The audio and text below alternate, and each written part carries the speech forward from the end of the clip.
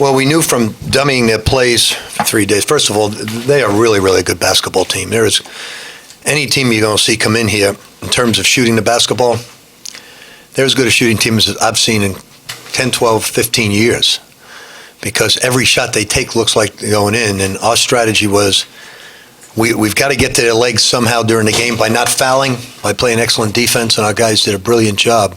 We knew we were going to have to play Ray a lot tonight, because Bo Beach is a great basketball player, and he does play the power forward at 6'8", but he plays like a small forward wing player at times, and our forwards of Mango, Jalen, and Honest cannot guard him on the perimeter or guard the switches. We knew Ray could. Now, that being said, we knew Ray would play. We didn't expect 18 points, 12 rebounds, and 4 steals, and 2 blocks. That was an incredible coming out party for him. His stamina was awesome. The team's stamina was awesome. The team's defense in the second half show you the type of conditioning we have is 62% from the field, and they shot 28%. So awesome display of basketball. As good a half as I've seen in this building since I've been here at both ends of the floor. So I'm real proud of our guys. We beat a very, very good basketball team, as most of you witnessed tonight. What did it take for this team to wake up and get it going to start building the lead? Well, we're not really a trash-talking team. I don't know what the hell was said, but that's more last year's team. I don't know what was said. He said that Donovan said something really bad, and I said, "You got the wrong guy." It's not him. He said, "No, it was him." I said, "No, you got the wrong guy." And Donovan probably, I don't know, but they're just real tough to guard. They cause major problems. They run 100 pick and rolls. You got to switch. Then sometimes you got to down it on the sideline. And there's a lot that went into this to get ready for this team. It was the most difficult game plan we've had in quite some time to stop these guys. Rick, is this what Ray is? Like the kind of performance he had? I mean, obviously he's still going to have ups and downs. But is this the type of player that he can be? Well, I think this was quite unusual, don't you, for a freshman? Yeah, I mean, he's probably still going to have some up and downs. Yeah. But, when he gets to where he's going to be. You know what? One of the most impressive things about it, I've been telling you along that Ray every day in practice is the high man on deflections, and you'd like to get anywhere from 5 to 7, 8 deflections per game from an individual player. That's a very active player. He had 12 tonight. Every day, besides that stat line, he had 12 deflections. From the way he gets in the passing lane, the way he follows, the way his wingspan, his quickness. It's truly incredible, and I'm real proud of him. He had a great night. But you're right, he's a freshman. He's going to, just like the other guys, going to have their dips. But you see the talent of all our freshmen. And we had to do this tonight without our best defensive player in Deng Adele. How long is he? I think he'll probably sit out the next game and hopefully be ready by Thanksgiving. Coach, what does it mean to have 2 big men like Shinanu and Ray start the second half, and it seemed like their quickness defensively, hands, was huge to start the second half? Yeah, well, like I said, I knew Ray was a special basketball player from the time we recruited him. Most people in this town didn't know it. It's interesting. Unfortunately for us, Duke found out too late, because they made a real big push. And if it wasn't for his mom being so loyal to us, he could have visited other places. But his mom said, "No, you're going to Louisville." And Ray said, "I want to go to Louisville." So, they saw the potential. But this kid, and when you look at skills and you look at wingspan and you look at the way they run and you look at the way they can pass and his mind for the game, pretty incredible, his length. And for a 6'9.5" guy to run like that, wow. Were you surprised at that second half? I mean, this was a tough preparation, and you expected them to hang with you.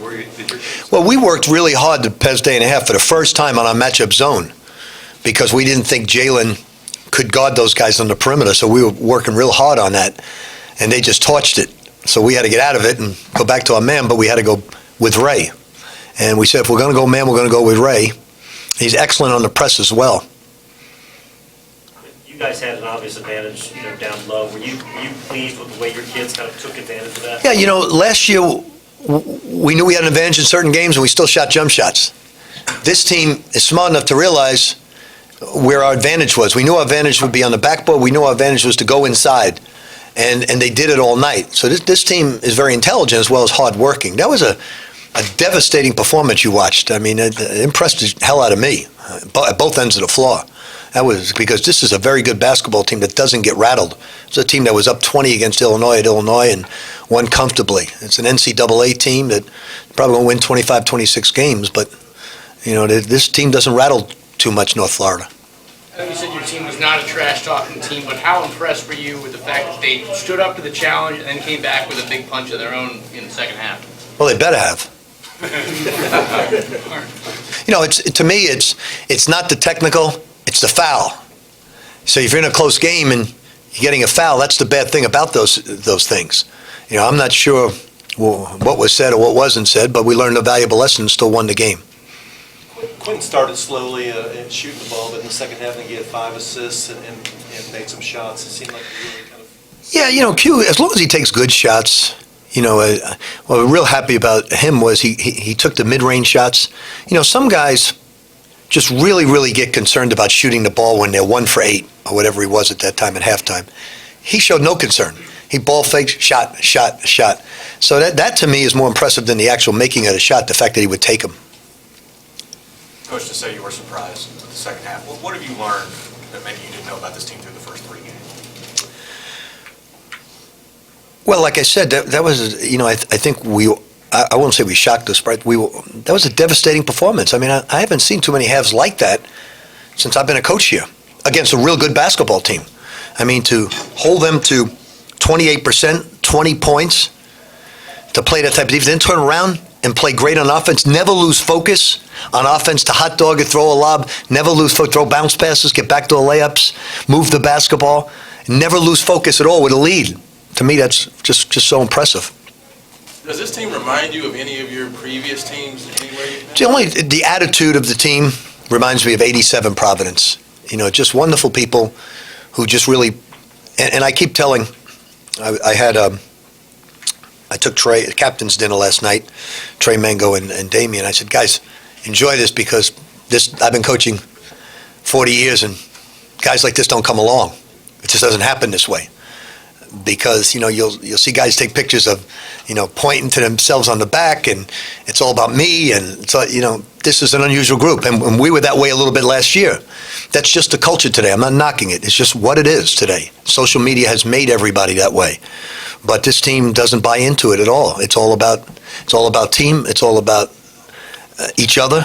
It's all about, that chant of "I have your back" that we didn't choreograph that. Kenny didn't he doesn't have that type of imagination. That was choreographed by them.